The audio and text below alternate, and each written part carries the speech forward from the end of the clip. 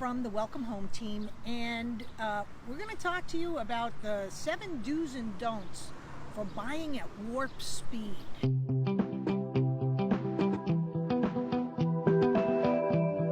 Okay, so second do understand the list to sales price ratio. Tell us what that is. So that is an important point. So when you're looking at your budget and when you're looking at whatever town you're looking at, you're going to look at the list price, and that's where the agents come up with what they feel the home is worth and what will get it sold. Now, that's not to say that's what it's going to sell at, right? Right. So depending on where you live and the type of property that you're looking at, there's a delta and a difference between where it's listed at and where it's most likely going to sell at.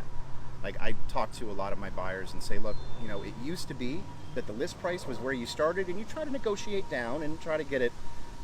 That's not that way anymore. No. It's, okay, this is the starting point. What do you feel comfortable with and what is still within your budget to go above that if this is really the house for you? And you have a couple of those examples to kind of talk about. Yeah, we pulled some stats, so kind of at different ends of the market. So 70 different towns in Bergen County, for example. Everyone is a micro market in real estate. So in Ridgefield Park, for example, my hometown, if homes are selling at 103.46% of list price, what does that mean? It means if a home is listed at $400,000, odds are, or average is, it's going to sell at $414,000. Right. So if your cap is 400, you need to be looking 5% below that in Ridgefield Park. Correct. On average. Yeah. Yeah. And this market is pushing them even higher than that in most cases.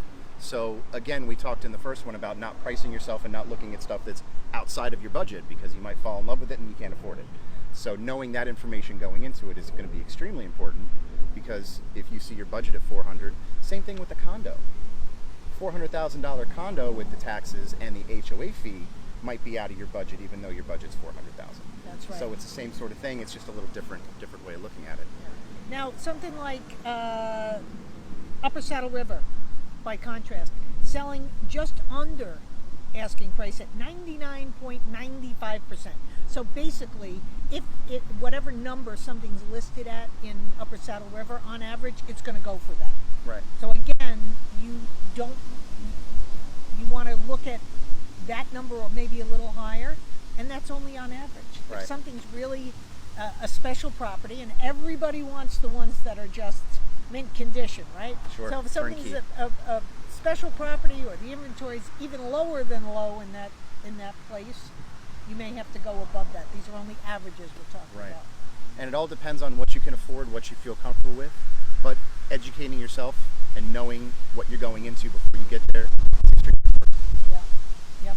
And part of that education too, you see a property and you say, well, I don't want to pay that for it, but then you see it go under contract that fast. Mm-hmm.